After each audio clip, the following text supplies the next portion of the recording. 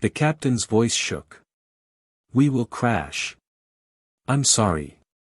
318 people screamed. But the woman in 7A, the one nobody noticed, the quiet passenger everyone ignored, she didn't scream. She stood up. Because 7 years ago, Victoria, Viper, Cross died. Except she didn't. And now, she's their only hope. Before you watch full story, comment below from which country are you watching. Don't forget to subscribe for more amazing stories. She's nobody. That's the point. That's the whole carefully constructed architecture of the last 7 years. The woman in seat 7A sips her coffee and turns another page of her paperback novel. Around her, Delta Flight 447 hums with the ordinary sounds of cross-country travel. Laptop keyboards clicking. A baby fussing 3 rows back. The flight attendants making their way down the aisle with drinks and practiced smiles. Outside the window, somewhere far below, the Rocky Mountains stretch like broken teeth against an impossibly blue October sky. She wears a gray cardigan over a white blouse. Simple black pants. Wedding ring on her left hand, though there's no husband. Small reading glasses perched on her nose. Her dark hair, showing threads of silver now, pulled back in a neat ponytail. She could be anyone. An accountant. A middle manager. A consultant heading to some forgettable conference in Atlanta. That's exactly what her fake ID says, actually. Aviation safety consultant. The irony makes her smile sometimes, though not today. Beautiful day for flying, isn't it? The man in 7B tried this opener 20 minutes after takeoff. He's a talker, she could tell immediately. The type who treats airplane seatmates like captive therapy patients. Mid-50s, expensive suit, wedding ring but traveling alone. Sales manager, probably. Used to filling silence with words. She'd offered him a polite smile. Yes, it is. Then returned to her book. The international signal for please don't. He tried once more. Heading to Atlanta for business or business. She didn't look up. Sorry, I really need to finish this for work. He got the message. Now he's watching something on his iPad with headphones, occasionally glancing at her but no longer trying. She feels a small pang of guilt. He seems nice enough. But she's spent 7 years perfecting the art of being forgettable, and forgettable people don't encourage conversation. The flight attendant refills her coffee without really seeing her. There you go, hon. Thank you. The flight attendant's already moving to the next row. The woman in 7A is that unmemorable. Not rude, not standoffish, just, there. Background. Wallpaper in human form. Her name is Victoria Cross, at least that's what her ticket says, what her ID says, what her credit cards say. It's even her real name, technically, though she's been using it again for only 3 years. For the first 4 years after her resurrection, she used Sarah Mitchell. Bland. Common. Perfect. But eventually she decided, Victoria Cross is dead in every way that matters. The woman who wore that name doesn't exist anymore. So why not reclaim it? Who would ever connect quiet, anonymous Victoria Cross, aviation safety consultant, with Captain Victoria, Viper, Cross, the legendary test pilot who died 7 years ago in a fireball at 60,000 feet over the Nevada desert? No one. That's who.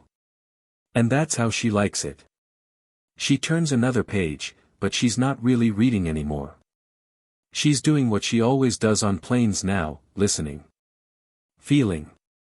It's instinct she can't kill, muscle memory from 15 years of flying aircraft held together by hope and physics. The engines sound good. The 787 is a beautiful machine, quiet, efficient, stable. She can feel the subtle shifts as the autopilot makes tiny corrections, keeping them smooth at 37,000 feet. The air is calm. No turbulence. The flight is a textbook example of modern aviation, boring, safe, routine. She remembers when flying was never boring. She remembers when every flight was a negotiation with death. She closes her eyes briefly, pushing the memories down like she's done 10,000 times. That life is over. That woman is dead. Let her stay dead. Victoria Viper Cross was the best test pilot of her generation. Everyone said so. For 15 years, she flew prototypes that killed other pilots. She pioneered recovery techniques for uncontrollable spins. She developed emergency procedures that saved dozens of production pilots facing situations her research had mapped. Her call sign became aviation shorthand for the impossible. When an experimental aircraft entered conditions that should be fatal, they'd say, "You'd need Viper-level flying to survive this." She was the standard. The reference. The myth. And then she died. The official report is still classified, but the public version is simple enough: experimental stealth fighter, catastrophic systems failure at 60,000 feet, aircraft disintegrated. Captain Victoria Cross didn't eject. Body never recovered. Presumed dead in crash debris scattered across secure Nevada testing range. They held a memorial.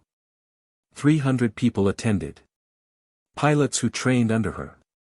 Engineers whose aircraft she'd saved from design flaws by pushing them to failure points. Military brass. Civilians from the defense industry. Her photo on display, her in flight suit, helmet under her arm, that slight smile she wore when someone asked if she was scared. "Fear keeps you sharp," she'd say. "Respect the aircraft. Respect the physics. Do your job." They added her name to the test pilot memorial wall. 37 other names already there.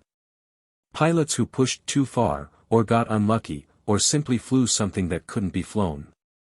Now Viper joined them. Her call sign retired. Nobody would ever be Viper again. Some names are too big to reuse. Except she wasn't dead. The crash happened. That part was real. The experimental fighter, still classified, still unnamed, had suffered cascade failure of its fly-by-wire system at Mach 2.3 at 60,000 feet. One moment she had control. The next moment the aircraft became a coffin falling out of the sky with the aerodynamics of a brick. She'd fought it. God, she'd fought it. 90 seconds of pure survival instinct, trying every technique she knew, burning through emergency procedures, feeling the aircraft disintegrate around her. The G-forces crushing her. The temperature skyrocketing as friction heat built up. Warnings screaming in her helmet. The world spinning so fast she couldn't track which way was up. She ejected at the last possible second. Maybe half a second before the aircraft came apart. The rocket motor on the ejection seat firing, the explosive bolts blowing the canopy, the sudden violence of separation. Then the chute deploying, jerking her hard. Then watching her aircraft, millions of dollars of bleeding-edge technology, scatter itself across 10 miles of desert in pieces too small to be worth collecting. Then hitting the ground. Hard. Wrong angle. Her leg snapping. Her helmet cracking. Her head bouncing off desert hardpan. The world going white, then dark, then strange. She woke up 3 days later in a civilian hospital 200 miles from the crash site. No ID. No memory of who she was beyond her first name. Severe concussion. Traumatic brain injury. Broken leg. Broken ribs. Second-degree burns on her left side. A retired couple had found her wandering the desert highway, disoriented and bloody, and driven her to the nearest emergency room. No military markings on her clothes, she'd been wearing civilian flight suit for security reasons. No ID, ejection had torn off her vest. Her ejection seat had survival radio, but the impact had broken it. The classified nature of the test program meant no public search and rescue operations.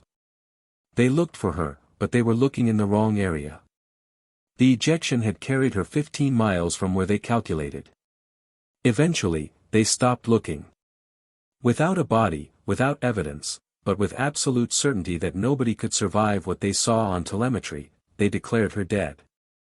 By the time her memory returned, partial, fragmented, but enough, 6 weeks had passed.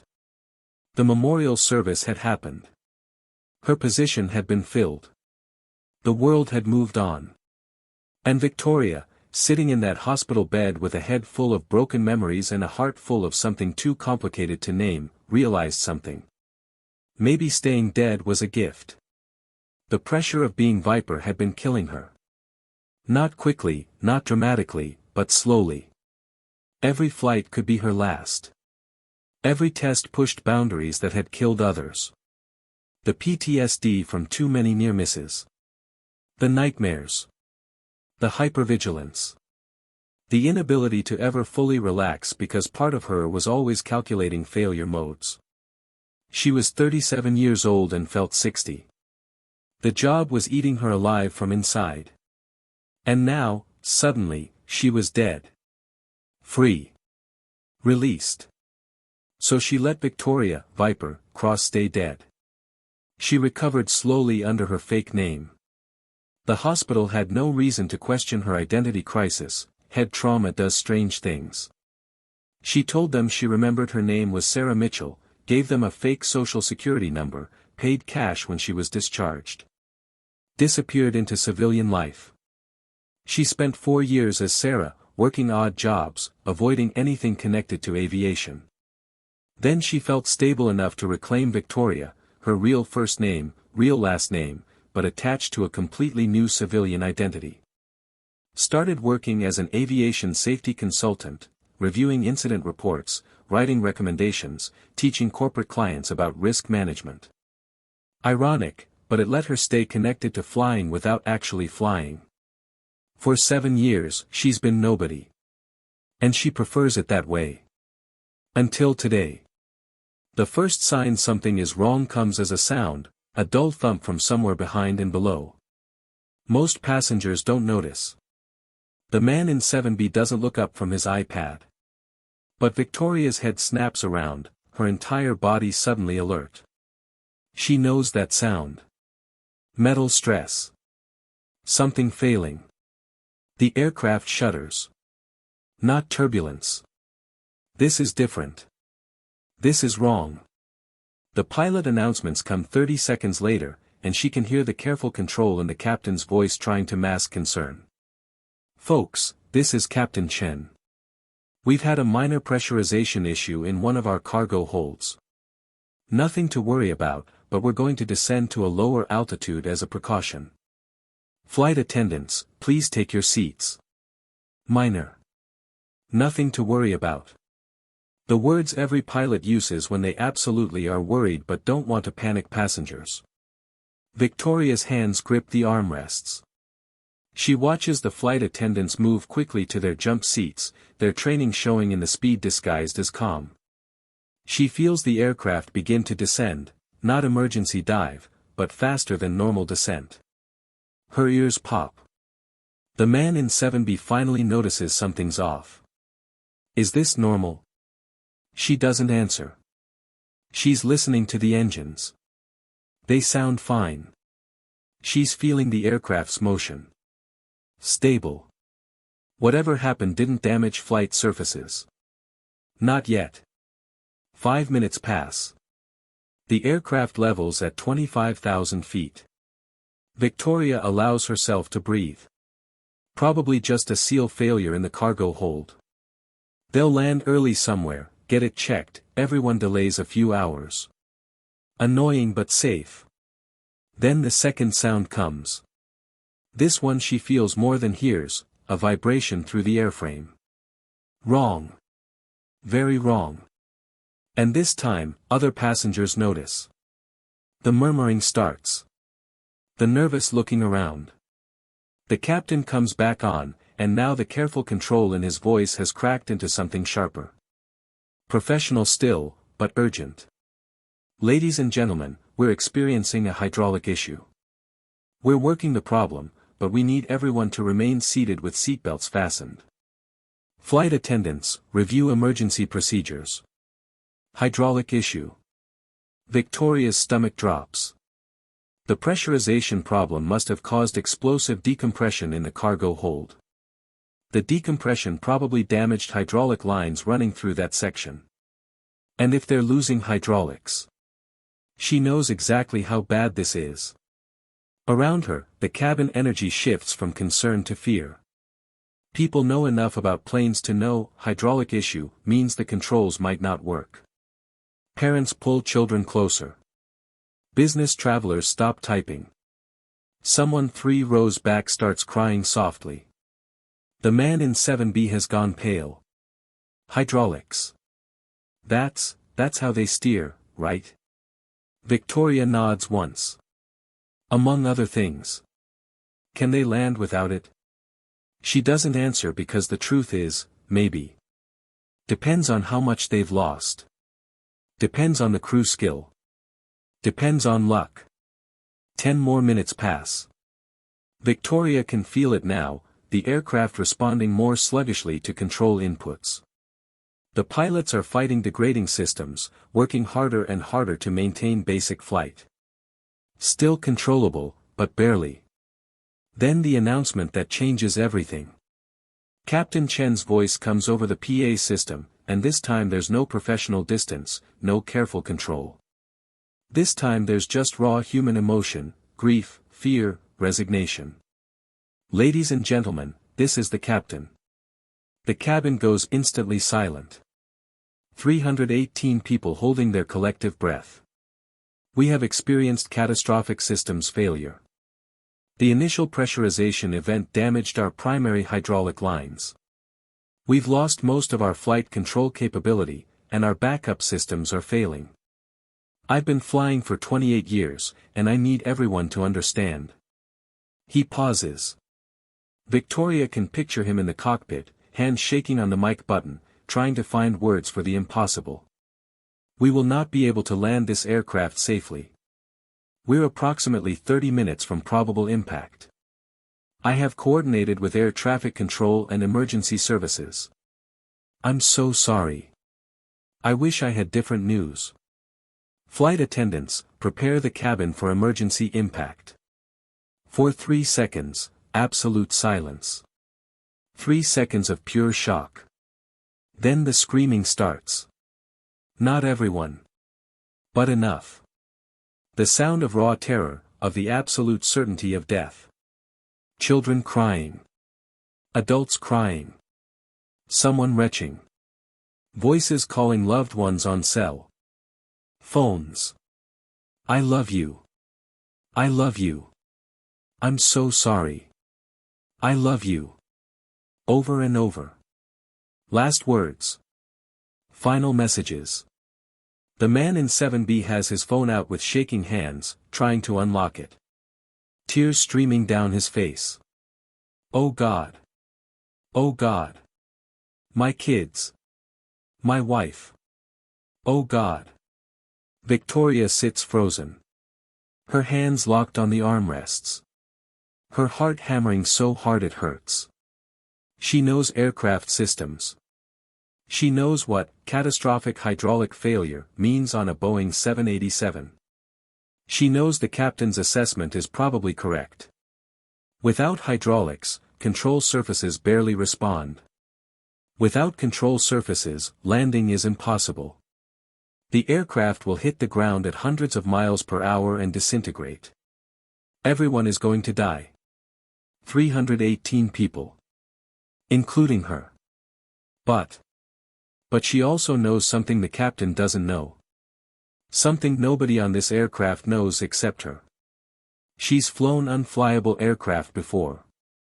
Dozens of times. That was her entire career. Taking aircraft into conditions that should be fatal and finding ways to survive them. She pioneered techniques for flying with massive systems degradation. She wrote the manual on impossible recoveries.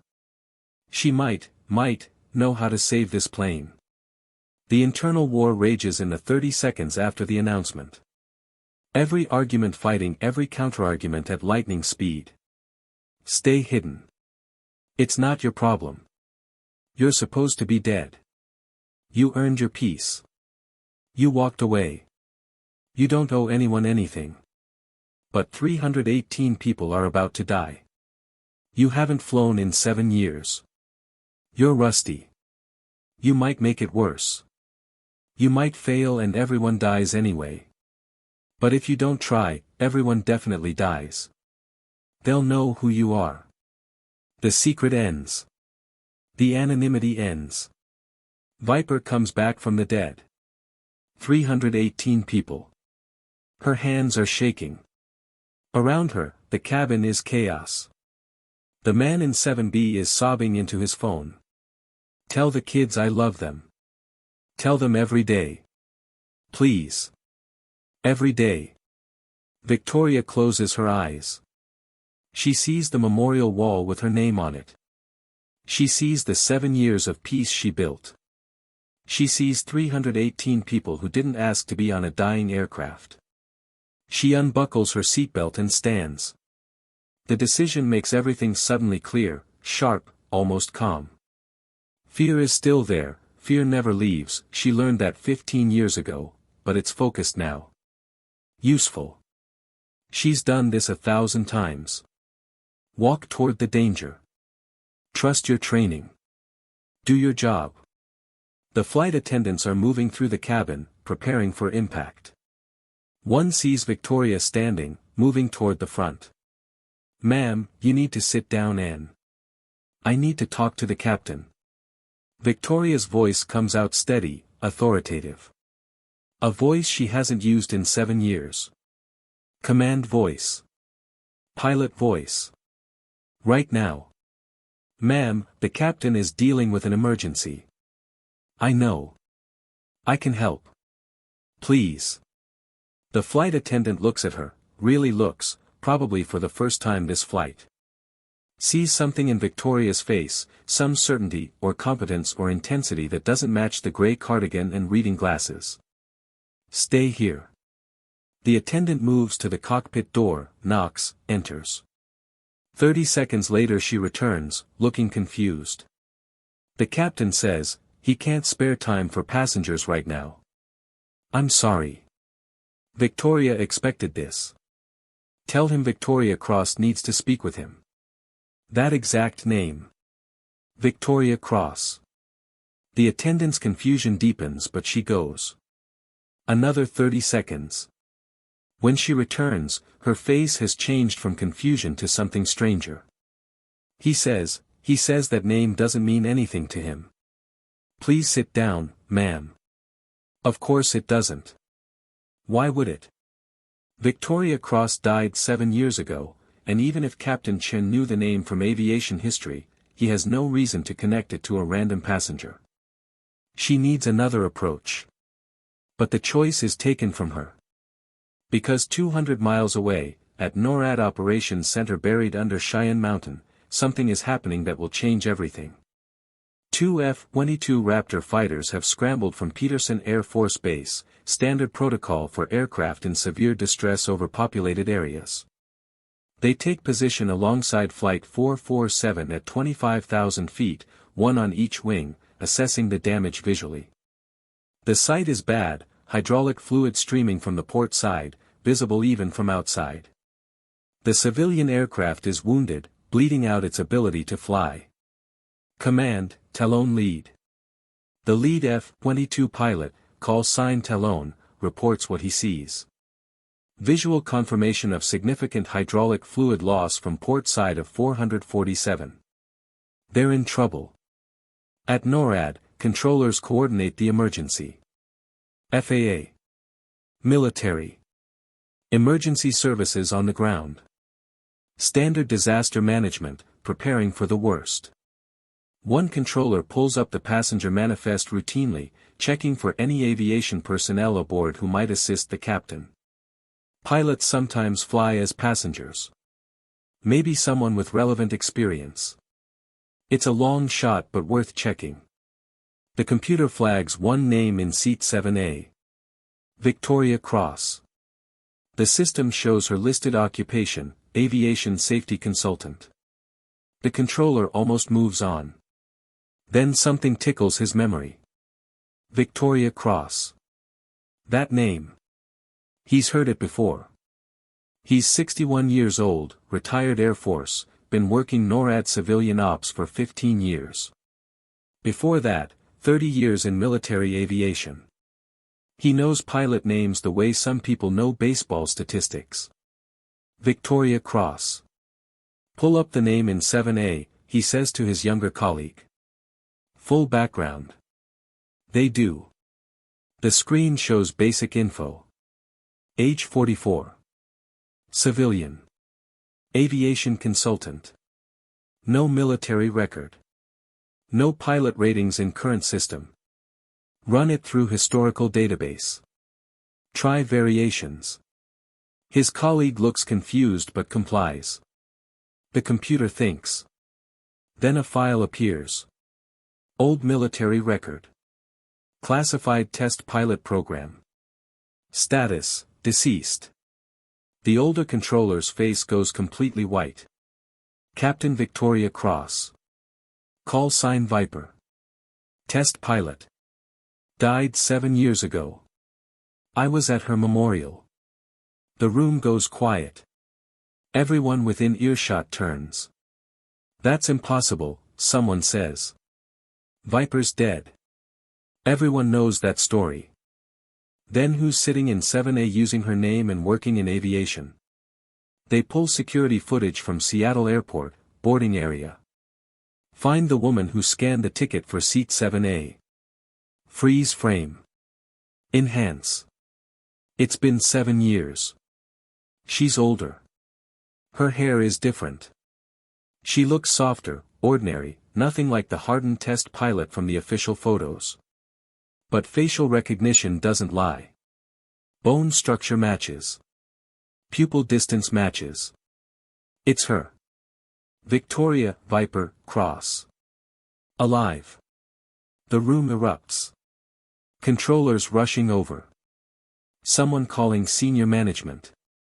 Someone else pulling up her old files, restricted access, but emergency override. They read the legend of Viper. The impossible recoveries. The techniques she developed.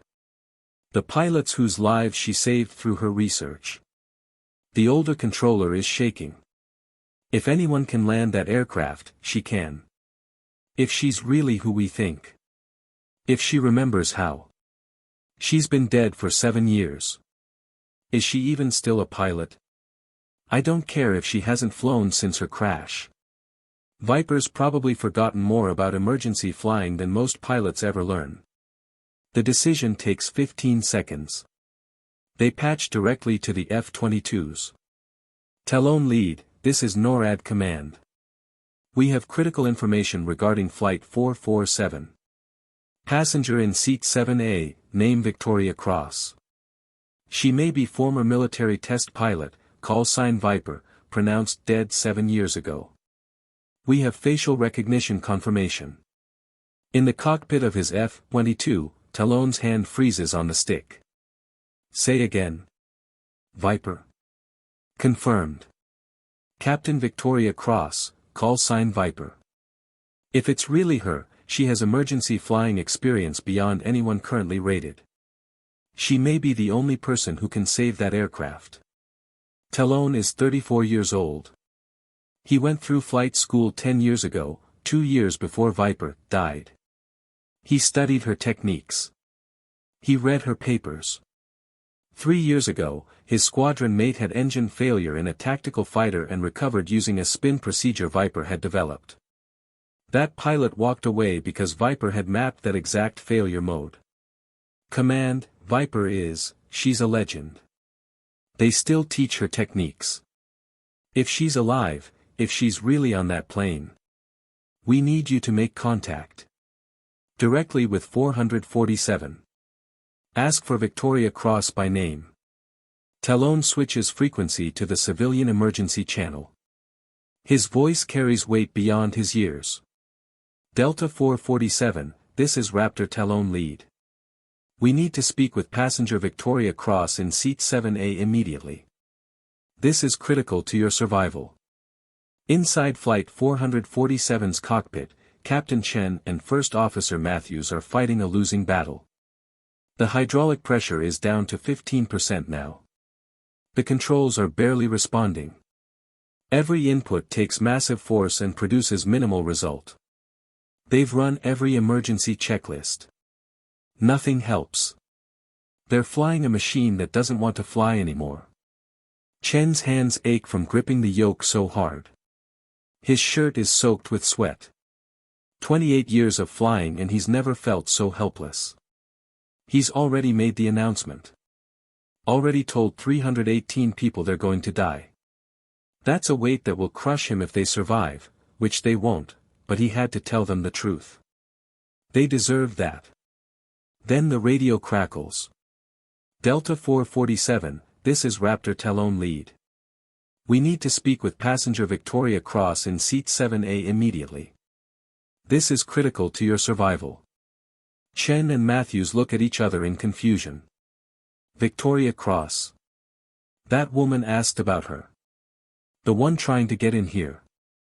Why would the military want a passenger? I don't know, but if they're saying it's critical. Chen keys the radio. Talon lead, confirmed, we have Victoria Cross aboard. She already tried to reach the cockpit. Why do you need her? The answer comes back, and it sounds like Talon is speaking a holy name. Captain, if that's who we think it is, she may be the only person alive who can land your aircraft. Get her to the cockpit now. Chen hits the call button for the cabin. Get Victoria Cross up here. Right now. 30 seconds later, the cockpit door opens. The woman enters, gray cardigan, reading glasses, looking like somebody's aunt. Not anyone who should matter. Chen barely looks at her, still fighting controls. You're Victoria Cross. The military says. She interrupts. Her voice is different now. Harder. Precise. Captain, 7 years ago I was Captain Victoria Cross, experimental test pilot, United States Air Force. Call sign Viper. I'm supposed to be dead, but I'm not, and I can probably land this aircraft. The cockpit goes absolutely silent except for the screaming warning alarms. Chen's head whips around. What? Matthews stares at her like she's a ghost. Viper. That's not possible. Viper died. That was national news in aviation. They retired the call sign.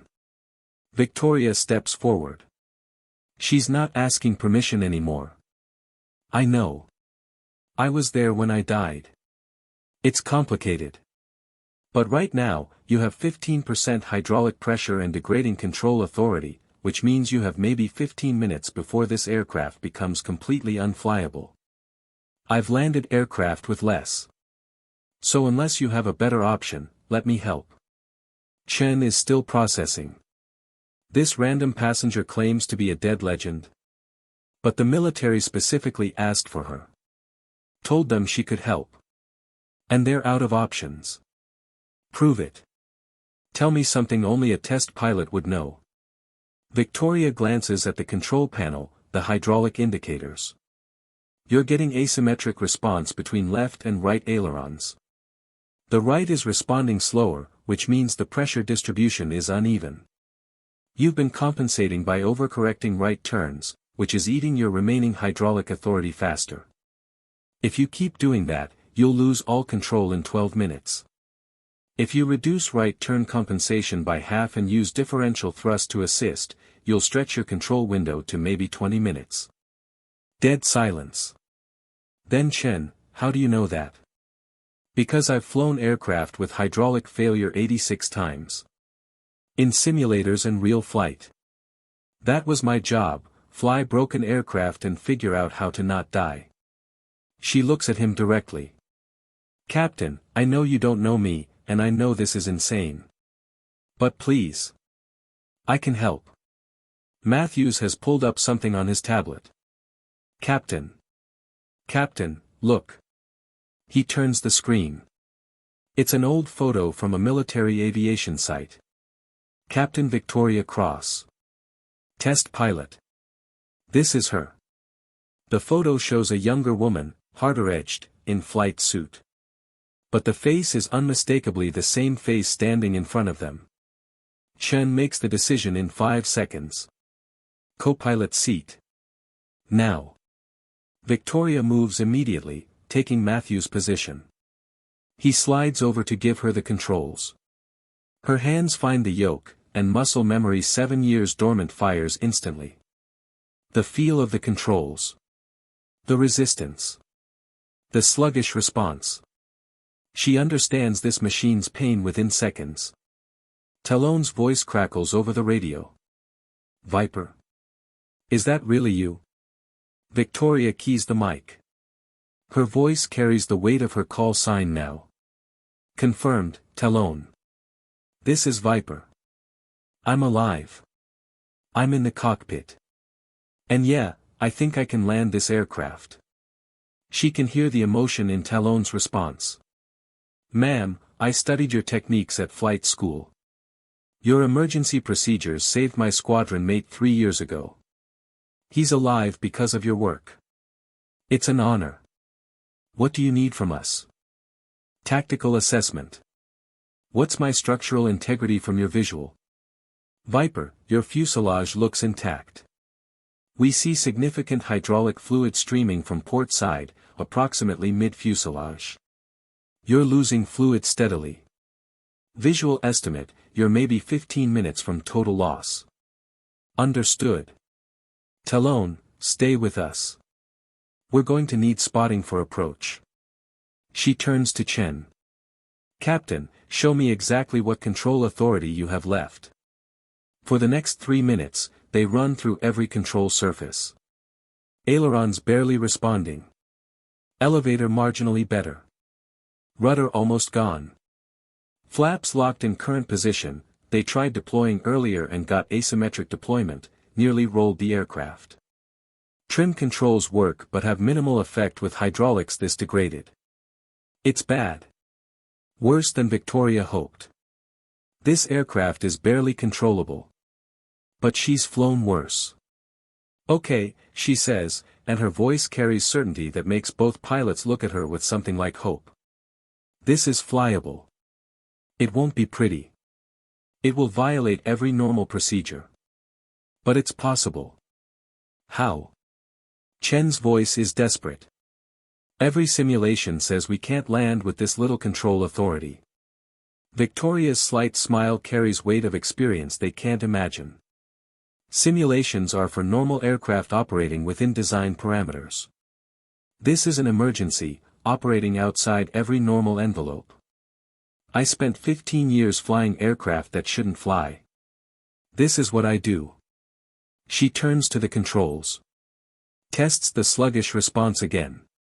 Feels the wounded aircraft. Captain, we're going to use techniques from experimental test flight operations. They're not in any commercial manual. Some of them are classified, or were when I developed them. But they're proven. I crashed 86 times in simulators learning these techniques. She looks at him directly. Today is number 87. Except this one's real, and we're not crashing. The next 20 minutes are the longest of Victoria's life. Longer than the descent after her ejection 7 years ago. Longer than any test flight. Because this time, it's not just her life. It's 318 people who didn't sign up for experimental test flight but are getting one anyway. She works with precision born of thousands of hours pushing aircraft to their breaking points. First step, stop wasting their remaining control authority. Captain, I need you on throttles. We're going to use asymmetric thrust for directional control. Asymmetric thrust? Matthews looks doubtful. That's not in the handbook. I know. I wrote techniques that aren't in the handbook. Trust me. She demonstrates. Instead of fighting the degraded rudder, she uses engine thrust differential. Need to turn left. Reduce power on left engine, increase on right. The thrust asymmetry pushes the nose left. It's crude, but it works, and it saves their precious little hydraulic pressure for final approach. Chen watches in amazement. That actually works. It works because physics doesn't care about handbooks. She adjusts trim microscopically. Now we're going to do something that will feel completely wrong. More wrong than what we're already doing. We're going to descend faster than normal. Way faster. Matthews shakes his head. That's insane. We need to stay high as long as possible, give ourselves options. No. Victoria's voice cuts through his objection. High altitude with degraded controls is where you die. The higher we are, the more speed and energy we have to bleed off during approach, which requires more control authority we don't have. We descend fast now, we arrive at the runway with less energy to dissipate. Easier landing. Chen looks uncertain. I've never heard that technique. Because it's not a technique for normal emergencies. It's a technique for when your aircraft is so broken that normal procedures will kill you. She glances at him. Trust has to start somewhere, Captain. He makes the decision. Okay. Viper, you have the aircraft. Those words, you have the aircraft, send electricity through Victoria. She hasn't heard them in 7 years. Hasn't felt this responsibility. For a moment, the weight is crushing. Then training takes over. She has the aircraft. Time to fly it. Talon, Viper. Tactical descent, requesting vector to nearest suitable airport. Viper, Denver International is closest, 90 miles northeast. Conditions clear, multiple runways available. Understood. Coordinate with Denver approach. Tell them we're coming in heavy and fast, and we'll need every emergency vehicle they have. Over the next 15 minutes, Victoria flies the crippled 787 using techniques that make Chen and Matthews alternate between awe and terror. She's using engine thrust for control more than control surfaces. She's managing energy states through descent rate instead of drag devices. She's flying the aircraft like it's a glider with engines, maximizing efficiency of every input. You're using the engines like flight controls, Chen breathes, watching her work. Because they're the only controls I fully have. She makes a micro-adjustment. Everything else is degraded. But engines respond perfectly. So engines become my primary control. Control surfaces become secondary. It's backwards from normal flying, but normal flying died when you lost hydraulics. The radio traffic is constant. Denver approach clearing airspace. Emergency services mobilizing. FAA monitoring. And through it all, Talon and his wingman, flying escort, calling out visual information. Viper, you're still streaming hydraulic fluid. Estimate 5 minutes to total loss. Copy that, Talon. We're 8 minutes from runway. The math is terrible. They'll lose all hydraulic pressure before they land. The last few minutes will be completely manual, fighting an aircraft that doesn't want to respond at all. But Victoria has done this before. Not in real life, even she never flew something this broken for real. But in simulations, many times. She knows the moment is coming where the hydraulics die completely and the aircraft becomes a ballistic object. She's planning for it. Captain, when we lose hydraulics completely, we'll have approximately 60 seconds of inertia-based control. The surfaces will still move from momentum. After that, nothing. 60 seconds to land. Matthews' voice cracks. That's impossible. No. It's just very difficult. Victoria checks their position. Which is why we're going to be exactly 3 miles from threshold when hydraulics die. Our descent rate will be high. Speed will be high. Everything the manual says not to do. But we'll arrive at the runway with momentum, and we'll use that momentum to force the aircraft down before control is completely gone. She makes it sound simple. It's not simple. What she's describing requires precision measured in seconds and feet. Any miscalculation means they crash short of runway, or overshoot and crash beyond it, or hit at wrong angle and cartwheel. The margin for error is 0. But the alternative is certain death. Denver International clears them for straight-in approach to runway 34 left, the longest runway.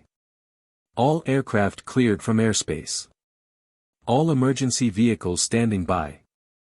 Firefighting foam deployed on runway. You're cleared to land any way you can. Any way you can. Not the standard clearance. Because everyone knows this won't be a standard landing.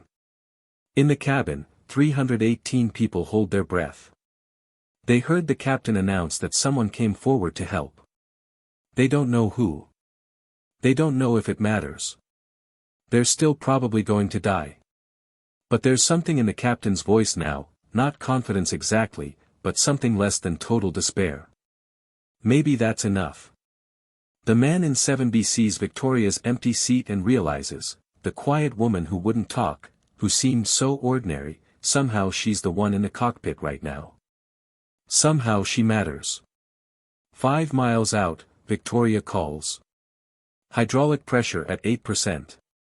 We're losing it. The aircraft is shaking now, fighting her. Every control input requires enormous physical force. She and Chen are both on the yoke, pulling together, muscles straining. Matthews is managing thrust, following her commands to the second. 3 miles. Hydraulics at 4%. Denver Tower, Flight 447, you are cleared to land. Godspeed. 2 miles. Hydraulics failing. The pressure gauge drops to 0. The control surfaces stop responding completely. The aircraft becomes a 200-ton glider with no glide capability, falling out of the sky at 250 knots. They have 60 seconds. Manual control only. Victoria shouts. Full thrust asymmetry. Now. Matthews slams the throttles, right engines full power, left engines to idle. The thrust differential forces the nose left, lining them with runway's centerline. It's brutal, inefficient, but it's all they have. 45 seconds. The runway fills the windscreen. They're coming in hot, way too fast, at an angle that would fail any check ride. But Victoria isn't trying to pass a check ride. She's trying to not die. 30 seconds. Nose up. She and Chen pull back on the yokes with all their strength. The momentum in the control cables, the last residual pressure in the hydraulics, barely moves the elevators. The nose comes up 3 degrees. 5 degrees. Not enough, but something. 20 seconds. The runway threshold passes beneath them. They're over concrete now. Emergency vehicles racing alongside, tracking them. Cut all throttles. Matthews pulls power to idle. The engines spool down. The aircraft drops like a stone. 15 seconds. Brace. In the cabin, flight attendants shout, brace. Brace. Brace. 318 people put their heads down, assuming crash position, saying final prayers. 10 seconds. The ground rushes up. Too fast. Way too fast. Hold it. Hold it. Victoria and Chen pull the yokes back with everything they have. Their muscles scream. The cables strain. The elevators move maybe 2 more degrees. It's not enough. It's just barely enough. The main landing gear hits concrete at 210 knots with force that feels like the aircraft is tearing apart. The tires explode instantly. The landing struts compress completely, bottoming out. Metal screams. Something in the wing structure cracks audibly.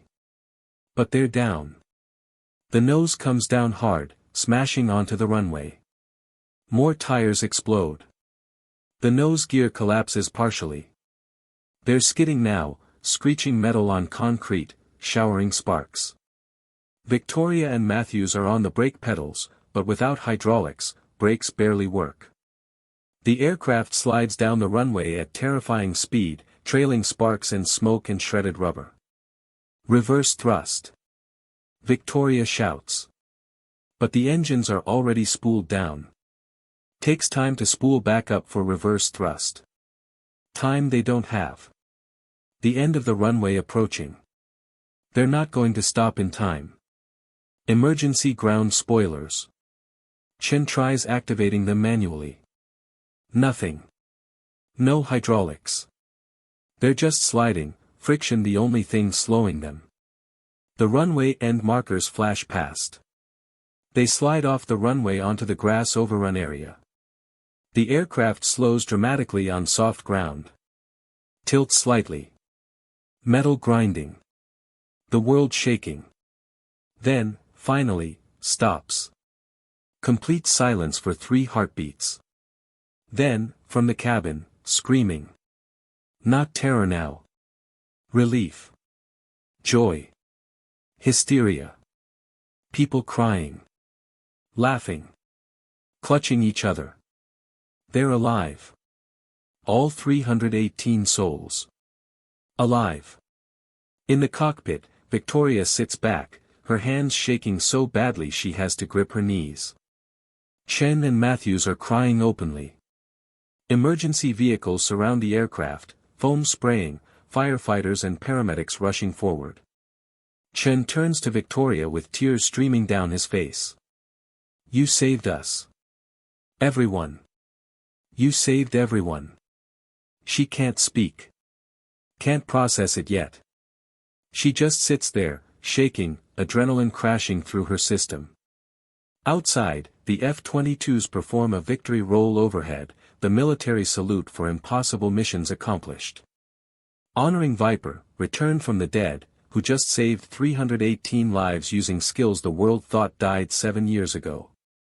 The evacuation is orderly despite the chaos. Emergency slides deployed. Passengers evacuating quickly but safely. Some injured from the hard landing, broken bones, bruises, whiplash, but alive. Gloriously, impossibly alive. Victoria is the last to leave the cockpit. Her legs barely work. Chen and Matthews help her down the stairs to the ground. As her feet touch the grass, the reality finally hits her. She did it. She came back from the dead and saved them all. The captain grips her shoulders, looking at her with something beyond gratitude. You're a legend. Everyone thinks you're dead. Why? How? Victoria takes a shaky breath.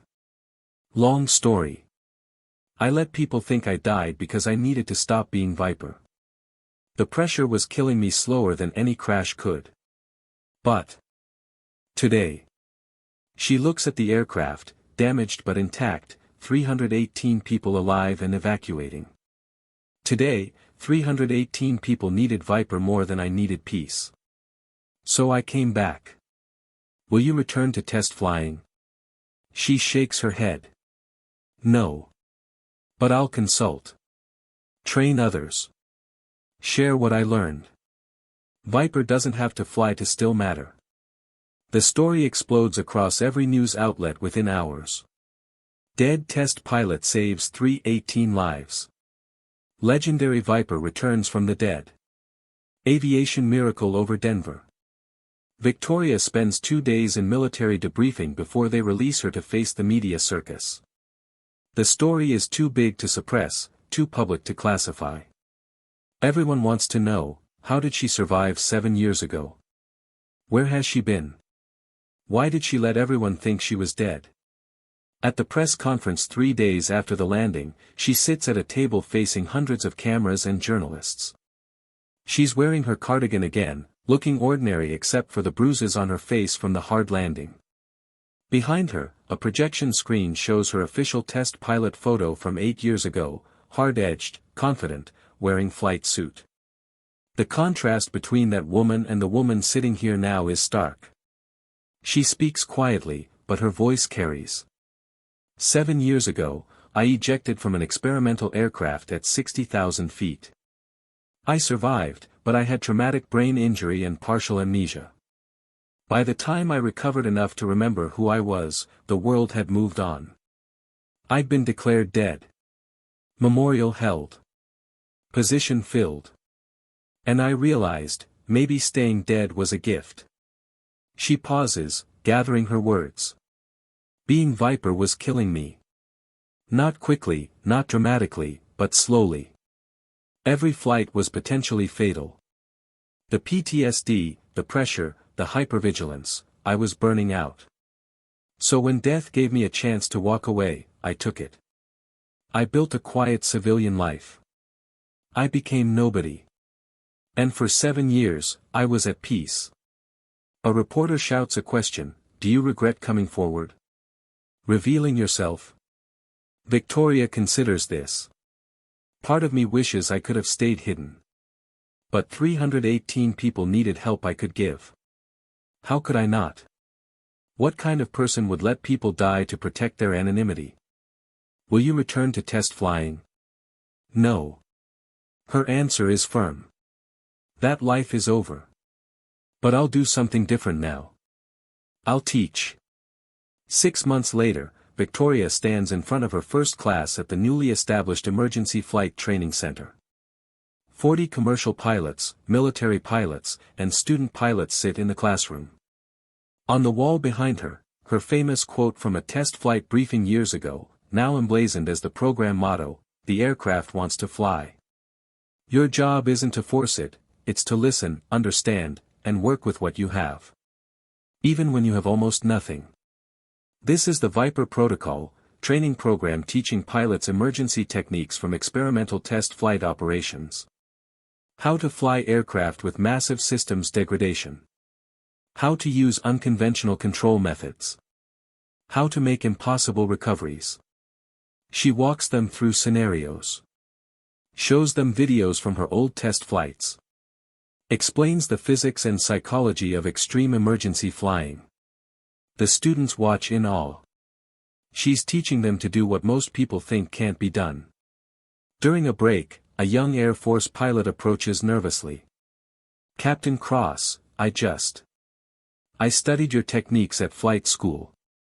Your spin recovery procedure saved my instructor last year. He's alive because of your work. And now you're here, teaching us directly. It's surreal. Victoria smiles, a genuine smile now, not the polite mask she wore as the woman in 7A. The techniques only matter if people know them. If I can teach you, and you teach others, then maybe fewer pilots face emergencies they can't handle. At the graduation ceremony for the first class 6 months after that, Victoria stands beside Chen, Captain David Chen, who now helps run the program. Flight 447 changed him too. He can't fly the same way after living through that emergency. So now he teaches others how to survive what he survived. A journalist asks Victoria the question everyone still wants answered, what's it like, coming back from the dead? Victoria thinks about this carefully. She thinks about the woman in 7A, anonymous and peaceful. She thinks about Viper, the legend who supposedly died 7 years ago. She thinks about who she is now, neither of those women, but somehow both. I didn't come back from the dead, she says finally. I just stopped hiding. Turns out, the world still needed Viper. And Viper wasn't done saving lives. She looks out at the graduating pilots. I thought being Viper meant flying experimental aircraft until one of them killed me. But that's not what Viper means. Viper means using everything you've learned to save lives. Sometimes that's flying an impossible test flight. Sometimes that's landing a crippled 787. Sometimes that's teaching 40 pilots how to survive what they think will kill them. She pauses. Viper didn't die 7 years ago. She just learned there's more than one way to fly. 2 years after Flight 447, Victoria sits in seat 7A again. Delta flight, cross-country. She's flying to Atlanta to give a keynote speech at an aviation safety conference. The flight attendant recognizes her immediately now. Captain Cross. It's an honor to have you aboard. Victoria smiles but shakes her head. Just Victoria, please. I'm a passenger today. The man in 7B, different man, different flight, tries to make conversation. Are you traveling for business? She could shut him down like she did 2 years ago. Could retreat into anonymity. Instead, she sets down her book. Yes. Aviation safety training. I teach pilots emergency procedures. That must be fascinating. What got you into that field? Victoria considers the question. Considers all the ways she could answer. The truth, the lie, the simplified version. I used to be a test pilot, she says simply. Learned some things that seemed worth sharing. They talk for 20 minutes. He's a nice man. Sales manager, actually, she had that part right. Has 2 kids, loves hiking, worried about his mother's health. Just a normal person living a normal life. When the conversation winds down naturally, Victoria returns to her book. But she's smiling slightly. She's not hiding anymore. She's not the woman in 7A who everyone ignores. She's Victoria, Viper, Cross. And she's exactly who she needs to be. The aircraft flies smoothly through clear skies, engines humming perfectly, everything normal and routine and safe. Just the way flying should be. Just the way Viper spent 15 years ensuring it could be. Below, somewhere over the Rockies, life continues. People living, working, loving, dying. Normal people in normal lives. And occasionally, when they fly, one of those normal people sitting in 7A might be someone extraordinary. Might be someone who saved 318 lives. Might be someone the world thought was dead. Might be someone who proved that death doesn't always take our best warriors. Sometimes, it just teaches them there's more than one way to matter. Viper flies on. Not in a cockpit this time. But flying nonetheless.